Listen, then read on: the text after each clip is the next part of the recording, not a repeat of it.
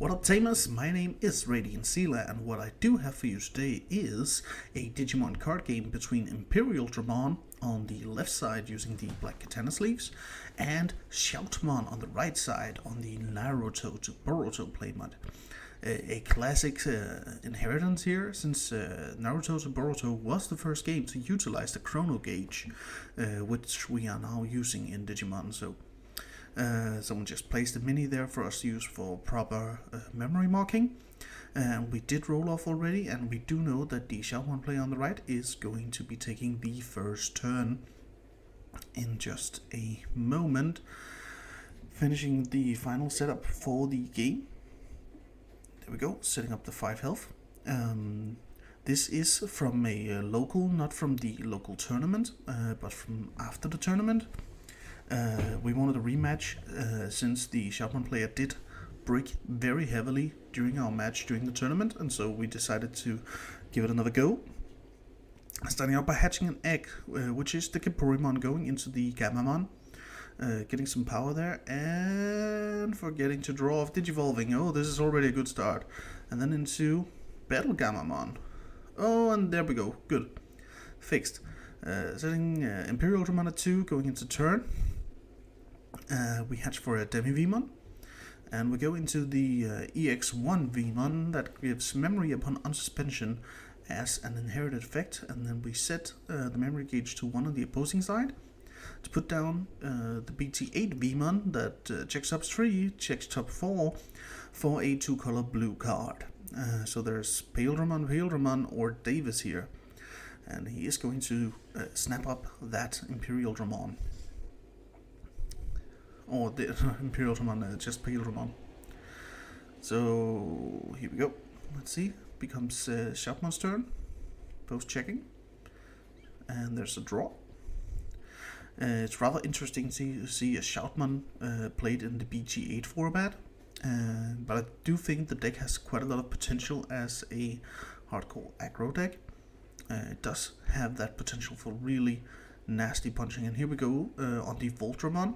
So that is a potential +1 security damage.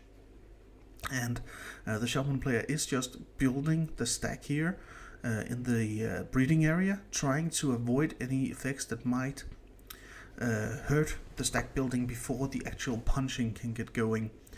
Which is a really good strategy in a meta where there's like Wine's Breath and Cockat's Breath and such everywhere. Do Digivolve into XVmon on the Imperial side and strike to draw a card off of Demi Vmon. First damage taken is the Gaia Force. A pretty lucky hit here, and they blow up the small Vmon, first of all to block off a secondary attack, but tertiary, so that a Digivolution cannot be made into a potential target for Imperialdramon. It's a really interesting pick, but it might actually work out here. So pay 3 and hardcast Stingmon, setting to 3 instead of 2. So initially that Gaia Force did give them 1 additional memory. So Voltron moves out, and there's the Digivolution into Shoutmon DX, and we do have the alternate art here. So this moves into the Imperialdramon zone, draw off Digivolve, and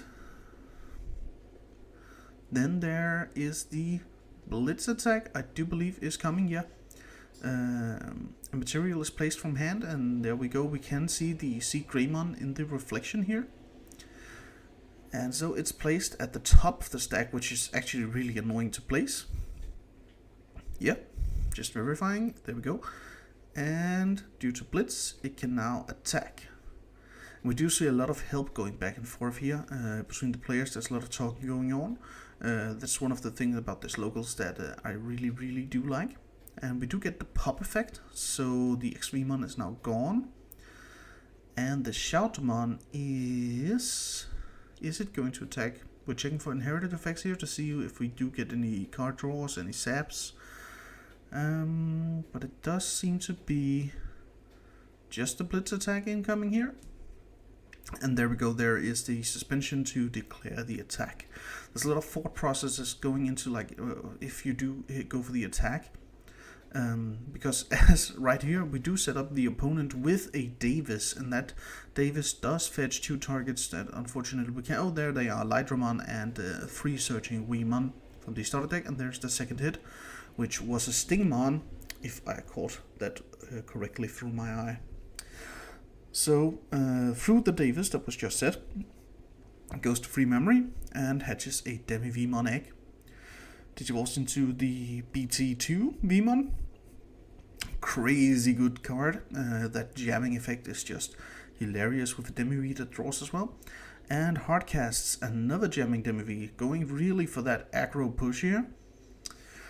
On setting up the board for future, maybe future DNA, Jogress, whatever you want to call it, plays. And goes to 3 for the blue memory boost. Check to 4 for a blue Digimon.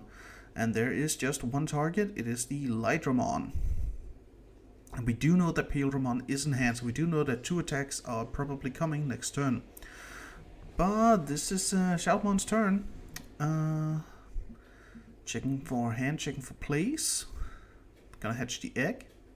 We do allow for a lot of callbacks at our local gaming community. Digivolve into Shoutmon. Very, very thematic. And that's because forgetting to hatch an egg isn't something that should lose someone a game. In our opinion, we just want to enjoy ourselves and have a bit of fun. So we help each other out with missing effects and such to help with the triggers, and I hope that other people do as well. So 2 security attacks go in here. We do get a Davis Ken and a Veemon that is dead, as well as the Gorimon pop, Gammamon pop, of course. And then it jumps directly, the Shoutmon jumps directly into Omni Shoutmon from hand. This is a really interesting interaction because it technically isn't an effect on the Omni Shoutmon. It is a condition that it can digivolve into a Shoutmon on the and it doesn't have to be in the field. So it just straight up digivolves into that Shoutmon down there, skipping the level 4. So now we're at, we have a jamming V popped, and it's going to digivolve into the XV. There's the draw, and it's most likely going to strike first to get that strike in and draw another card. And good thing, because that was a Shoutmon DX, so it's a really good thing that the attack fell with a jamming first. So reveals the Imperialdramon, stacking the blue on top of the green, which is going to digivolve as unsuspended. This does not actually count for unsuspending the Digimon, it simply enters play as unsuspended, so it wouldn't trigger any additional effects, but everything on it resets. And here we go, trying to plot out that there's a dog outside, I'm sorry for that. Trying to plot out how to hit, and we do strike with the Imperialdramon, drawing off of Demi-V, drawing off of XV. It does have jamming, and it unsuspends from its own your turn for once per turn when attacking effect.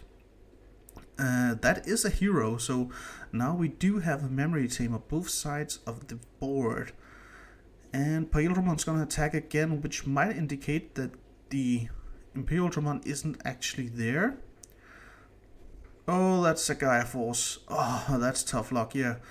Definitely, if the Imperialdramon had been there, definitely digivolve to that. Don't try too much luck, because you can get more, set up more plays if you get to play more of your champions from the materials. So play hardcast a free searching Veemon, picking up another free searching Veemon, it would appear.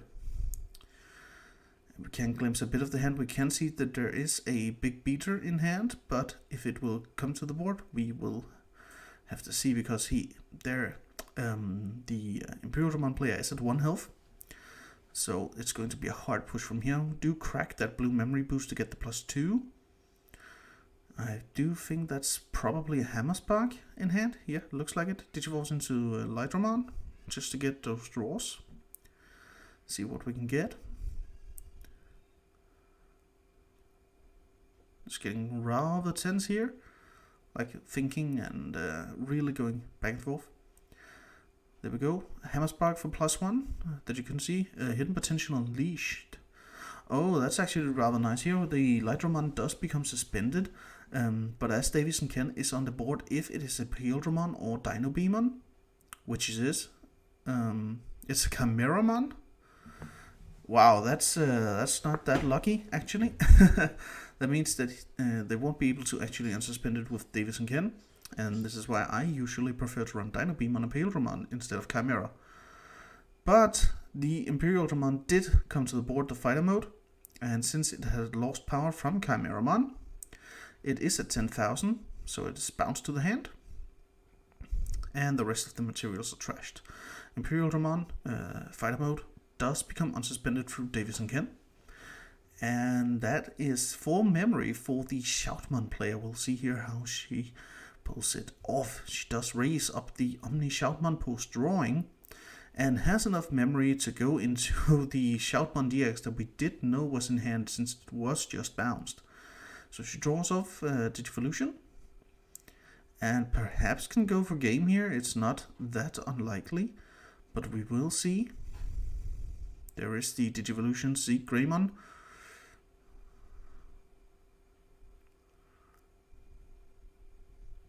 There's a lot of, I think there's a lot of thinking going back and forth in this game, even when you're hard playing aggro decks, because you really want to consider what the odds are of you actually making that attack. Like, would it be smarter to actually wait for next turn and then go Dedicate Plan?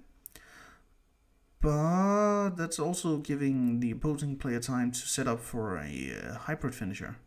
So through the effects, it could attack unsuspended, and so with a plus from hero, it did take out the Imperialdramon fighter mode. Still at 0 here, we're waiting for a finishing play. That boost from hero is so underrated, Emo. Like, because they have no other play, they simply go into another hero. I'm not sure if passing might have been better, just to give that the opponent one less memory, because if they're holding at 4 two of their hybrids in hand, hybrid finishers, with 2 Tamers on board, they actually could have had lethal there if the opponent is in fact at 1 health. There we go. But they don't. They put down Vmon, searching up the top 3 cards for a 3, picking up X Vmon, losing a Mega Jet. That's really bad because Megadeth, because that card could have really fixed the board for them here. It looks like they're trying to figure out if they do have any outs at this point in time, but it might be that they have soft locked themselves because of the memory. Yeah, they are simply going to try to search out and hopefully not die in the process. So they pick up top 3 and they do get the dragon mode. But the question is this too late? Can they actually make a comeback from this? Both players are currently almost threatening lethal. The thing is though, that the Shoutmon player has so much removal on board that they can just keep like removing those Vmon, and then they're gonna have a really tough time like getting back. Oh, there it is. She's revealing to the camera she has the Omnimon going for the game, and this has to be like a Megadeth or something, and it definitely was not. This looks like it's game over. That it is. GG. Nice handshake there. That is a win for the Shoutmon player, YouTube. I'd like to thank you all for stopping by to watch this. Please make sure to like, comment, and subscribe if you do like content such as this, and I'll keep trying to create it for you. My name has been Radiant Sealer, and I will see you all next time.